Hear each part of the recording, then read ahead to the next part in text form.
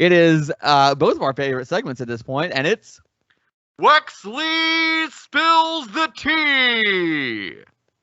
Wex, fill up my cup, baby. Fill me up. The tea. We're about to fill it up this week, and first off, we're going to start with that WWE tea like we always love to do. And this week, WWE Raw suffered its lowest viewership ever. Wow. It's because it was preempted by the Winter Olympics, and it was on the Sci-Fi Network. So it's not regular circumstances for a Monday Night Raw, but still, that is pretty historic that they have the lowest rating of all time for a Monday Night Raw. Yeah, especially leading into WrestleMania season. That's not something that you ever want to see. It'll be interesting if they bounce back on Friday. And, you know, actually, you guys will be listening to the podcast at this point, so I guess we would know by then. But, yeah, it'll be interesting to see if they bounce back in the ratings on SmackDown. Yeah, well, one of the big things in the news last week, again for us, was Shane McMahon hearing that he got fired, but it turns out he actually does still work for the company in some capacity, but anything to do with TV or creative or anything, nowhere near that shit. But I think he's talent released. I think he's still no, he's I think he's wrestling released, essentially. Exactly. Yeah. He works in the office, but he's not signed as an active performer, so that does make sense. And supposedly there was like so many changes from the Royal Rumble. There were so many changes at the Royal Rumble with Shane McMahon and all the stuff that was going on. It actually inadvertently caused something with the production because they didn't get the sheet updated. And he was supposed to go out at 29, but at 28, his music hit instead. And it was supposed to be Randy Orton going out at 28. And then Randy Orton was like, no, I'm not going to fucking go out to Here Comes the Money. So Shane had to like scramble and hurry and run out there. And then apparently Randy Orton just fell on the ground laughing, was like literally just like rolling around laughing his ass off on the ground at Shane McMahon as he was just like, fuck that shit. I'm not going to go out to your theme song. You better go out now. I don't care if you wanted to go 29. Yeah, y'all shouldn't have changed it so many times. That's great. Randy Orton was just like laughing at him, was like, fuck you. You better get out there. That's crazy. Yeah. Pretty ridiculous. So I guess the Shane McMahon saga is now over for the moment. Yeah, we'll see. Wait till Vinnie Mac dies, man. God, that's going to be a hell of a storyline. Goodness gracious.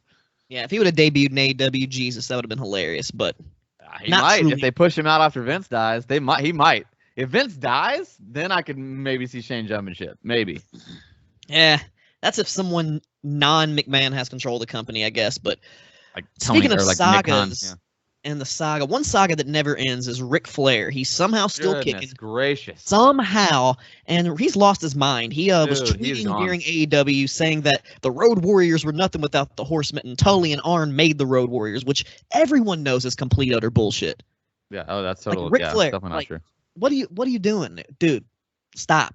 If anybody made the Road Warriors, it was definitely the Rock and Roll Express, but that's neither here nor there. Exactly. Just Ric Flair, your old ass motherfucker. You need to just take your fucking Geritol. If we're being totally honest, the Road Warriors made the Road Warriors. Like, exactly. They were just that kind of team. They didn't need nobody to help make them. Yeah. They were a whole fucking. They were just the mystique of it. No one had that fucking aura that the Road Warriors had. But yeah, neither here nor there. Flair's fucking losing his mind. No, y'all didn't make the fucking Road Warriors. The Road Warriors, if anything, elevated the Four Horsemen. 100%. Because they were so badass. Like. Agreed. Fuck off. NXT 2.0 started doing a fucking new stupid camera technique this week. They started having cameramen in the ring during the match, which I hope that doesn't continue because someone's going to get hurt. It's just a bad fucking idea. I don't know if it was Kevin Dunn's idea or what, but very fucking dumb. A good idea for NXT 2.0 is the news.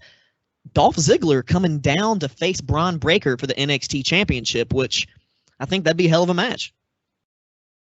I don't like Braun Breaker. I don't think he's a very good wrestler. I don't like his gimmick. I don't like the way he talks. I don't like, to be fair, I've never really been a Steiner guy ever. I've never liked either one of them. Okay.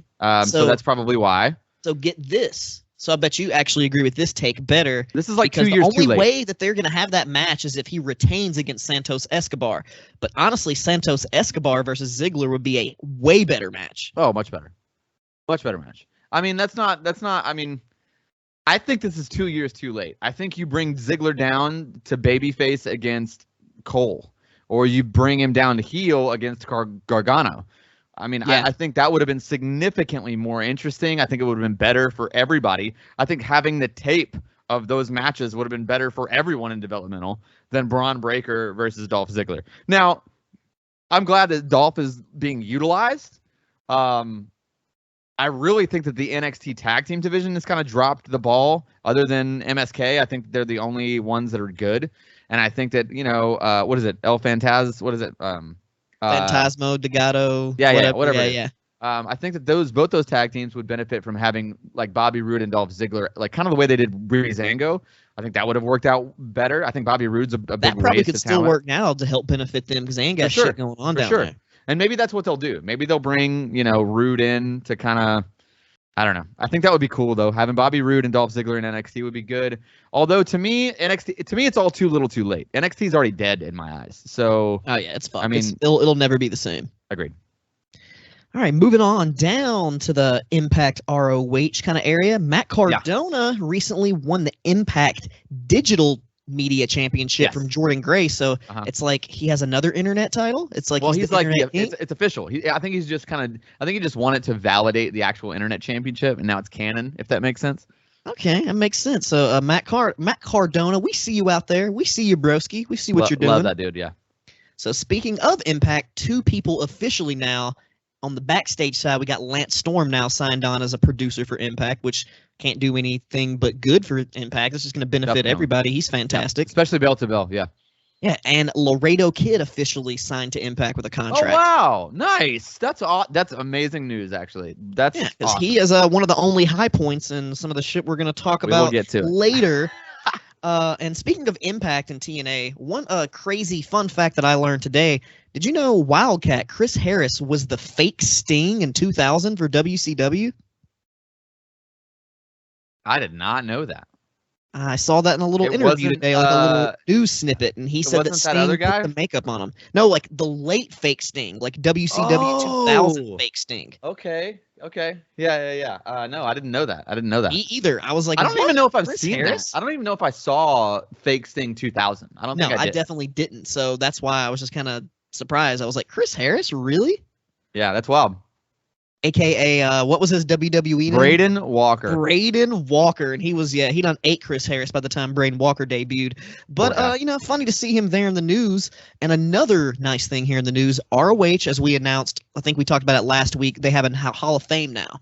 The official Ring of Honor Hall of Fame, and they finally announced Ring of Honor, or isn't it just independent wrestling? Oh, no, that's separate. So there's Independent Wrestling Hall of Fame and now a Ring of Honor Hall of Fame. So I don't know if we did mention that, but the Ring of Honor Hall of Fame, they're going to have their first 3 people they've announced, and the first is the team of the Briscoes, which are fucking OG Ring of Honor dudes, which makes sense.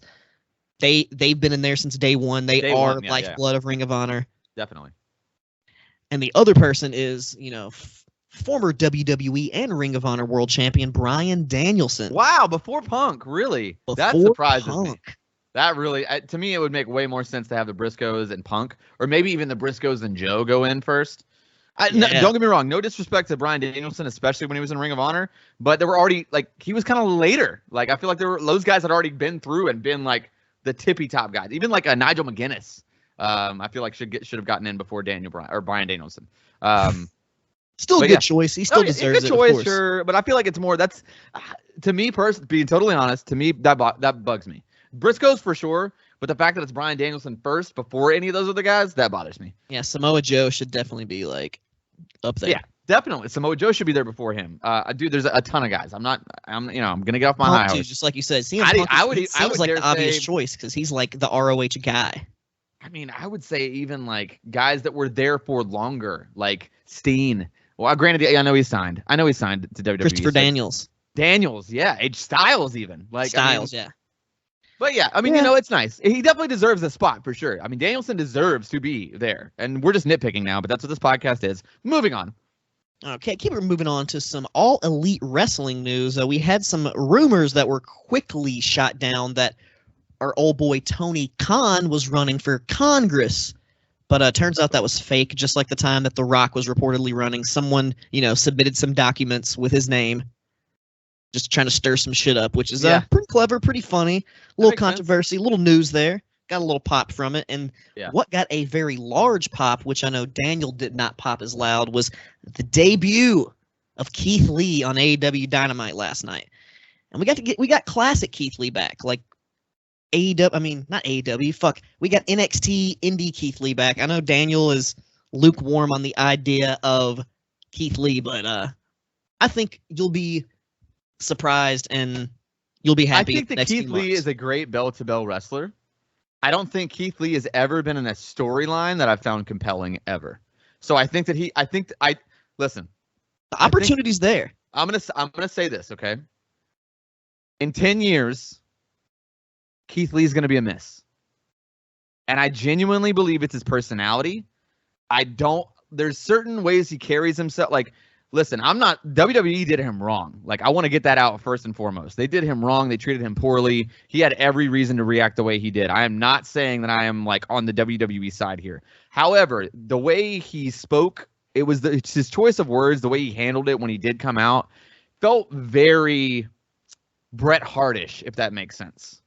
And so, like, with that being said, like, I think he's a great bell-to-bell wrestler. I think he's actually incredible. I don't think that I've ever seen anyone that size physically do the things that he does. And I'm including guys like Jonah Rock and like Igor. Is that the guy from War Raiders or whatever they were? Yeah, Viking even Raiders? Vader. Even someone like Vader. Even Vader. No, I agree. I think that Keith Lee physically is incredible, and I've seen him have amazing matches.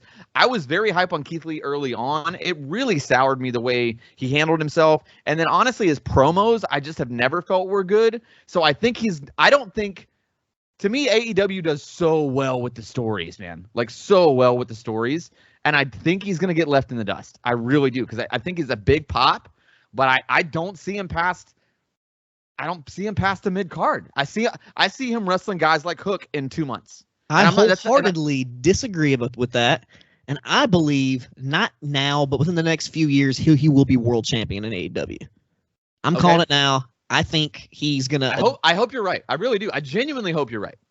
They know how to book him. I feel like everything's going to work out great, and he will get that opportunity to do some more story-based stuff. And he has the personality. It's there. He just hasn't really had the opportunity to really let it shine through because he never really had any good storylines to where they really shined on his personality. So, yeah, I mean, listen, we get to see more of that in AEW. Totally. And it could just not be for me, not for me. You know what I'm saying? Like, I mean, last year's PWI number one was Jon Moxley, and we all know how I feel about Jon Moxley on this show. So, I mean, yeah, he could be vastly successful, and it just not click with me. It's very possible. I understand that Jon Moxley thing, because that's one thing we just happen to agree on, because I know a lot of people who love Moxley. When I say anything bad, they're like, what are you talking about? And I'm like, dude, I just don't like him.